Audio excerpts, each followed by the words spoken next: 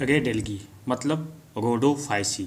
देखिए जो red algae होती है इसमें ये भी ज़्यादातर मेराइन हुई होती है। कुछ समुद्र के सरफेस पे पाए जाते हैं तो कुछ समुद्र की गहराई में भी पाए जाते हैं।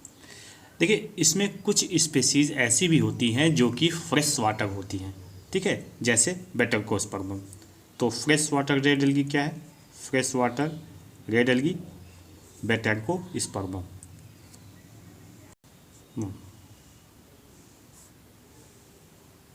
ठीक है। देखिए बाकी की एल्गी की तरह ये भी ऑटोट्रॉपिक होती है, लेकिन एक दो स्पेसीज में ऐसी है जो कि पैरासिटिक नेचर को शो करती है, ठीक है, जैसे हार्वेला। ये देखिए कलरलेस होती है हार्वेला, कलरलेस, और पैरासाइट होती है, ठीक है। और ये पैरासाइट किसके ऊपर होती है? दूसरे रेड एल्गी के ऊपर होती है। अब देखिए इसमें इसकी सबसे ज़्यादा खास बात ये होती है कि यह इसके पूरे लाइफ साइकिल में कभी भी फ्लैजलेट स्ट्रक्चर नहीं बनता है, मतलब जूस पोर जैसा कोई भी स्ट्रक्चर इसमें नहीं बनता है, यानी कोई मोटाइल स्ट्रक्चर इसमें नहीं पाया जाता है। तो यहाँ पे लिखेंगे मोटाइल और flagellate structure is absent throughout the life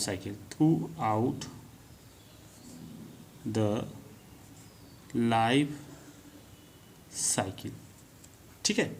अब देखिए इसके प्लांट बॉडी में भी काफ़ी वेरिएशन पाया जाता है, यानी इसका प्लांट बॉडी काफ़ी वेरीज करता है, बहुत ही वास्ट लेवल पर इसमें डिफरेंसेस पाए जाते हैं। जैसे ये यूनिसेलुलर भी हो सकता है, इट में भी यूनिसेलुलर रेड एल्गी का एग्जांपल हो गया आपका पोरफायरिडियम,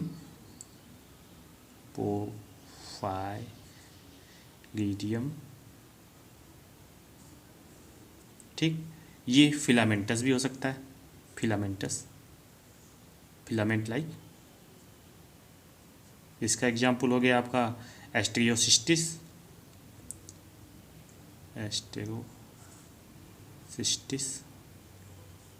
ठीक है। ये पैरेनकाइमेटस सीट लाइक हो सकता है जैसे पोरफायरा। ये रिबन लाइक हो सकता है जैसे कॉन्ड्रस, वही कॉन्ड्रस क्रिस्पस जिसको आयरिस मास कहा जाता है, ठीक है, जिसे कैराजिनी निकाला जाता है। अब ये लेस लाइक भी हो सकता है फीते की तरह जैसे जेलिडियम। अब देखिए कुछ रेड एल्गी ऐसी होती हैं जिसके सरफेस पर कैल्शियम कार्बोनेट का डिपॉजिशन होता है, और वो क्या करती हैं? कोरल रीफ बनाने में मदद करती हैं, ठीक है, उनका कंट्रीब्यूशन होता है कोरल रीफ बनाने में। ऐसे रेड एल्गी को कोरालिन एल्गी कहते हैं। तो some have deposition of calcium carbonate on their surface and contribute to coral reef formation, ठीक है। ऐसे एल्गी को क्या कहते हैं? कोरालाइन एल्गी, ठीक है, जैसे कोरालिना, ठीक। अब देखिए रेड एल्गी का सेल वॉल भी काफ़ी पिकुलियर होता है। सेल वॉल जानते हैं इसके सेल वॉल में क्या क्या होता है? इसके सेल वॉल में सेलुलोज होता है, पैक्टिक कंपाउंड होता है,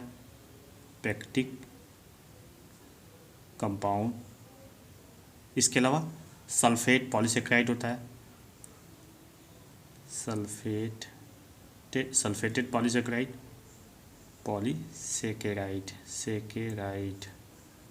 ठीक है, पॉलीसेकेराइड।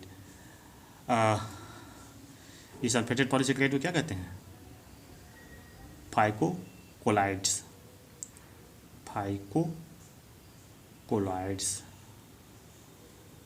ठीक है। तो ये जो इम्पोर्टेंट, जैसे आप सेलुलोज पेक्टिक कंपाउंड होता है, ये जो फाइकोकोलाइड्स होता है रेड एल्गी में, वो उसका विशेष नाम होता है जैसे अगार, ठीक है। और आपका कैराजिनिन,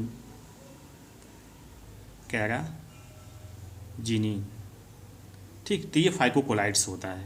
और फाइकोकोलाइड्स क्या होता है? Sulphated polysaccharide. अब देखिए इसकी फोटोसिंथेटिक ऑर्गेनेल्स भी इसमें बड़ा विशेष तरह का होता है।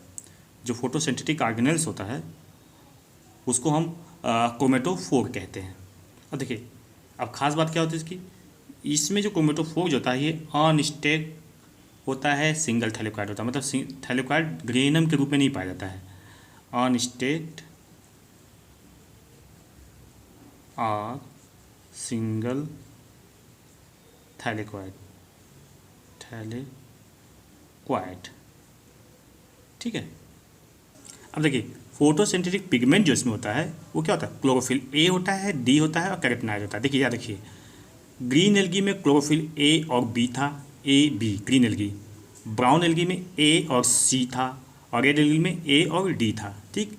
तो ग्रीन ए बी, ब्राउन ए सी और रेड ए डी। आप रेड डी याद करिए, आर ई डी, रेड से डी याद करिए, ठीक है। इसका देखिए क्लोरोफिल ए और सी और कहाँ पाया जाता था? बैसिलेरियोफाइसी में, डायटम में, ठीक है। डायटम में भी क्लोरोफिल ए और सी पाया जाता था। तो अब आ जाते हैं इस पर हम लोग कि जो रेड एल्गी होता है उसमें क्लोरोफिल ए और डी होता है और कैरोटीनॉइड होता है। इसके अलावा जानते हैं क्या होता है इसमें वाटर सॉल्युबल फाइकोबिलीन्स भी पाया जाता है। वाटर सॉल्युबल जो कि कहाँ पाया जाता था? ब्लू ग्रीन एल्गी में भी फाइकोबिलीन्स पाया जाता था, याद है? Phycocyanin, phycoerythrin. Water soluble phycobilins. देखिए क्वेश्चन आ चुका है, ये जब एम्स का अलग से एग्जाम होता था ना तो उसमें पूछा गया था कि which are the following is the water soluble pigments. तो जो फाइकोबिलीन्स होता है ये वाटर सॉल्युबल होता है। ये देखिए दो तरह का होता है, एक होता है फाइकोएरिथ्रिन और दूसरा होता है फाइकोसाइनिन, ठीक। तो फाइकोसाइनिन की वजह से कलर रेड एल्गी का रेड होता है, क्योंकि रेड एल्गी में पाया था इसलिए इसके आगे आर लगा देते, छोटा सा आर फाइकोसाइनिन। अब जो आर फाइकोएरिथ्रिन और जो फाइकोसाइनिन रेड एल्गी पर उसको आर फाइकोसाइनिन कहते हैं, ठीक। यानी आर फाइकोएरिथ्रिन, आर फाइकोसाइनिन, ठीक है। तो रेड कलर किसकी वजह से होता है? आर फाइकोएरिथ्रिन की वजह से होता है। अब जैसे ही पिगमेंट वहाँ पे पाया जाता था, लेकिन वहाँ पे क्या होता था? सी फाइकोसाइनिन और सी फाइकोएरिथ्रिन कहा जाता था उसको, सी फाइकोसाइनिन और सी फाइकोएरिथ्रिन कहा जाता था। अब देखिए ये एरिथ्रिन मतलब रेड कलर के लिए रिस्पॉन्सिबल है, ठीक, रेड कलर के लिए, और साइनिन किसके लिए? ब्लू कलर के लिए रिस्पॉन्सिबल है, ठीक है।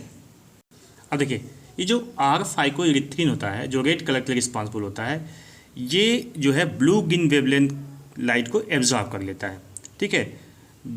अब ब्लू ग्रीन वेवलेंथ जो होती है वो शार्टर वेवलेंथ होती है, छोटी वेवलेंथ होती है, जिससे कि ये जो रेड एल्गी होता है ये काफ़ी गहराई में भी फोटोसिंथेसिस करने में सक्षम होता है, ठीक है। R phycoerythrin is able to absorb blue green wavelength of light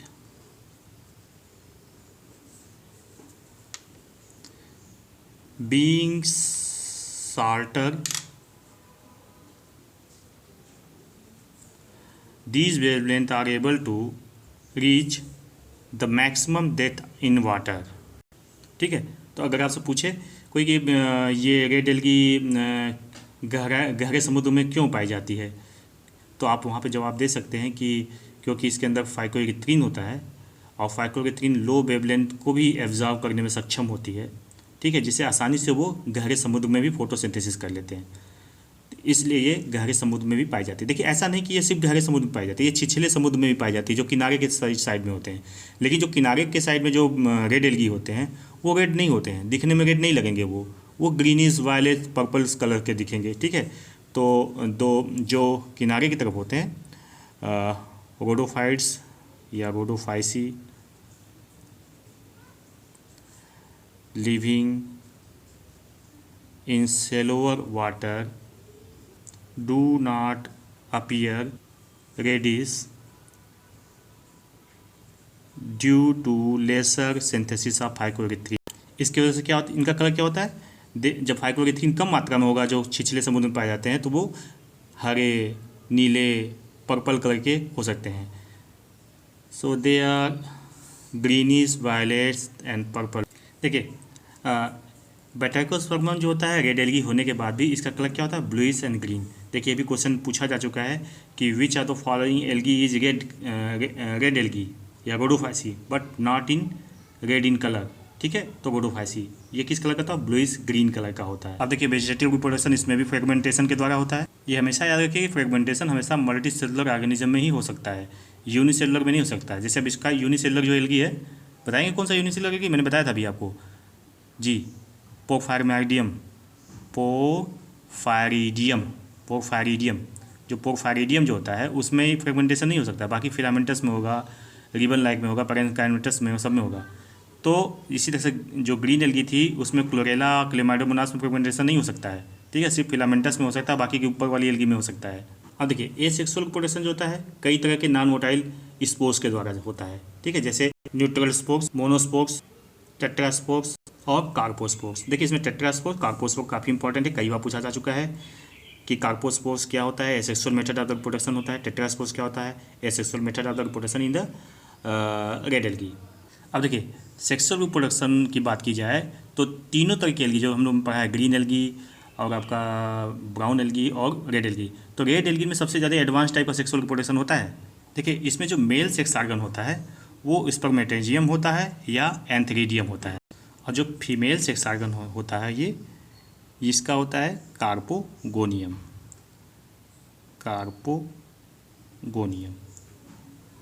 ठीक है, तो ये फीमेल हो गया। अब देखिए जो मेल सेक्स ऑर्गन जो होता है स्पर्मेटेंजियम या एंथेरिडियम, ये नॉन फ्लैजिलेटेड मेल गैमीट बनाता है। ठीक है, जिसको हम स्पर्मेटिया कहते हैं, प्रोड्यूस स्पर्मेटिया। क्या होता है, जो नॉन फ्लैजिलेटेड होता है, नहीं नॉन फ्लैजिलेटेड। ठीक है, तो स्पर्मेटेजियम या एंथेरिडियम क्या बनाता है, स्पर्मेटिया बनाता है। अब देखिए जो कार्पोगोनियम होता है ये फ्लाक्स से स्ट्रक्चर होता है, इस तरह से लंबा सा फ्लाक्स होता है जिसको हम ट्राइकोगाइन कहते हैं। ये ट्राइकोगाइन हो गया, ट्राइकोगाइन।